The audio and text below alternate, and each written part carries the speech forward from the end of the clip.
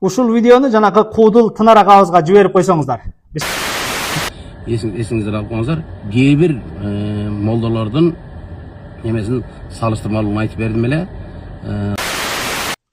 Ушул видеону жанакы куудул Тынар агабызга жиберип койсоңуздар. Бисмиллахир-рахманир-рахим. Урматтуу мусулман бир туугандар, 2 күндөн бери коомчулукта молдолор менен анча-мынча карапайым адамдардын ортосунда же болбосом динди жек көргөн адамдардын жанакы колтугунда котур ташы бар. Мына ошол бир кемтик издеген, тукумдан кыр издеген инсандарга бир ызычууга бир себеп болуп калган бир пикири. Ал пикир албетте мына ошол молдолорду теке бер деп, жаназада келип 2 күндөп турбайт деп, же болбосом молдолор бир куртой машинада жүрүп, жипте жүрөт деп айткан сыны. Мына ошол агабызга бир түз эле суроо берейин, эми ашыкча сөздү коюп, анткени мына ошол ар ким өзүнүн деңгээлине жараша сүйлөйт. Эми албетте биз качан мугалимди, устатты, молдону, мына ошол коомдун агартуу катмары менен иштеген кишилерди сыйлаганда гана урмат сый көрөбүз, мына ошондо гана келечек жаркырайт. Бирок тилекке каршы мына ошол ар кимибиз каалагандай калчап, каалагандай бир сын айткан бир коомго келип жеттик.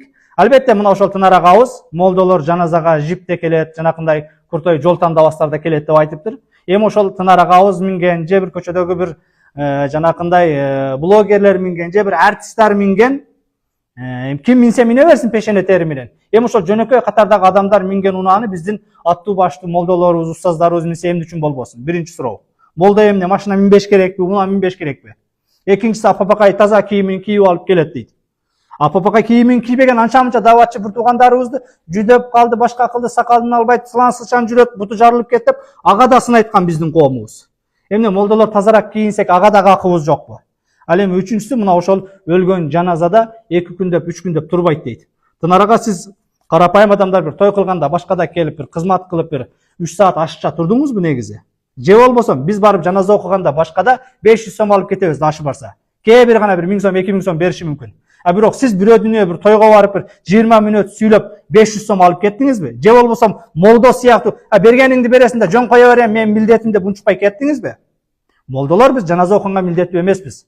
Шарият боюнча жаназаны ошол мүмкүн болсо баласы, жакыны, небереси окуганы жакшы. Тилекке каршы жаназа окуганды билбейбиз, карапайым адамдар. Нике окуганды билбейбиз. Ошону молдолор аткарып берген болсо, ага дагы 500 сом, 1000 сом пул берип, ошону дагы милдет кылып суткалап туруш керек дегендигиңиз бул адамгерчиликке дагы, акыл эске дагы бир сыйбаган нерсе.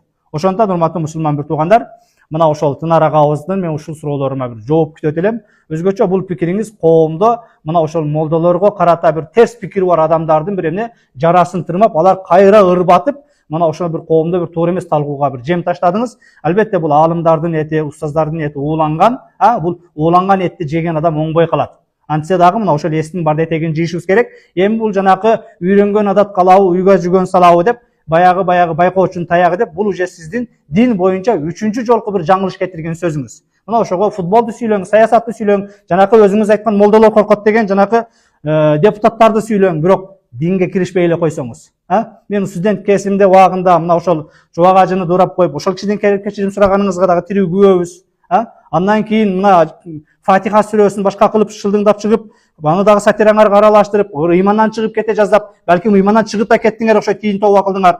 Ал жерден бир жаңылыштыңыз. Эми мынтип аттуу баштуу аалымдарды, өзгөчө бир жанакы унаасына, башкасына, кийимине чейин асылгандыгыңыз, бул өз сиздин деңгээлиңиз, өтө пастыгыңыз, тобо кылыңыз, оңолуңуз, адамдарды гыйбат кылгандан оолак болуңуз. Ассаламу алейкум ва рахматуллахи ва баракатух. Ассаламу алейкум, урматтуу достор, урматтуу мекендештер, урматтуу интернет колдонуучулар, урматтуу момун мусулман бир туугандар. Мен силерге мындай бир кайрылуу жасагым келип калды. Себеби мындан бир 10 күн мурда Майдали Ажы Ойтамировдун подкастына интервьюга баргам. Ошол жерде интервью этип сүйлөшүп отуруп, анан ушул мен бала кезде, жаш кезинде, кичинекей бала кезимде көрүп жүргөн молдолор менен азыркы учурдагы кээ ушуну эсиңиздерге салып коеюн, эсиңиздер алып коюңуздар. Кээ бир молдолордун немесин салыштырмалуулугун айтып бердим эле. Ал жерде кээ бир молдолор деп айтылган жери бар. Ошол жерин азыр кыркып алып, кимдир бирөөлөр шантаж кылып, жанагынтип динге каршы чыгып жүргөндөрдүн чырагына май тамызып атыптыр. Анайке деп. Ал жерде эсиңиздерге сала кетейин, кээ бир деп айтылган сөзү бар. Ал жерде жалпылап айтып коюптур. Ал жерде жалпылап айтылган эмес, мен өзүм көрүп, билип жүргөн байкап жүргөн адамдар тууралуу айтылган ал нерсе сөз ээсин табат. Ошондуктан урматтуу молдокелер, ажекелер, динге кызмат кылып жүргөн агайлар, устаттар, устаздар, дамлалар, сиздер ал нерсени жүрөгүңүзгө жакын кабыл албаңыздар. Ал жерде мен кээ бир дагы бир эсиңизге сала кетейин, кээ бир молдолор деп айткан жерим бар. Мен ар бириңиздердин оюңуздарды сыйлайм. Анан дагы жана интернеттен угуп калдым, бир тууганыбыз айтып кетиптир, мен Чубак ажыдан шылдыңдап кечирим сурадың эле деп. Жок, мен Чубак ажыны эч качан шылдыңдаган эмесмин, Чубак ажыдан кечирим сураган эмесмин, тактырым бир тууганым. Тескерисинче кезинде Чубак ажыны аябай шантаж кылышып, ушинтип ушакарлаштырып, аркасынан куугунтуп калган учурда сахнада публично жалпы элдин алдында жалгыз мен колдоп чыгып айтып чыккам. Ал тууралуу аны угуп Чубак таксырыбыз, устазыбыз базар коргондо мага жолугуп алып, аябай кайра кучактап, мага ыраазычылыгын, рахматын айткан. Анан мен эч качан ал кишини шылдыңдаган эмесмин. Эсиңизге сала кетейин. Анан молдолордун минген машинасын, кийген кийимин айтыпсың депсиз. Жок, мен алардын кийген кийимин, жайдап жүргөн машинасын алар мындай кийиш керек, мындай айдаш керек деп айткан жокмун. Мен айткан ошол кээ бир мен байкап көрүп жүргөн адамдардын ошол текеберчилиги, бир аз текеберчиликке алдырып койгондугун тууралуу мен ушул немеге айтып өттүм ошол жерде. Ошондуктан урматтуу биздин дин аалымдары, урматтуу молдокелер, ажекелер, баарыңыздардын динге кылган кызматыңыздарды билебиз. Кылган кызматыңыздарга Аллах ыраазы болсун. Ошондуктан жанагы нерсени жүрөгүңүздөргө жакын кабыл албаңыздар, ажекелер, молдокелер. Мен ал жерде кээ бирлери деп айткан жерим бар. Ошон үчүн жалпылыкка айтылган сөз эмес. Ошон үчүн туура кабыл аласыздар деп ойлойм. Баарыңыздардын ишиңизге ийгилик болсун.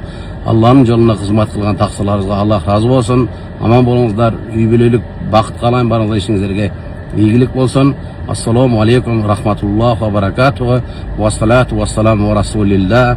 Амма баъд. Аман болуңуздар. Жакшылыкта кездешели.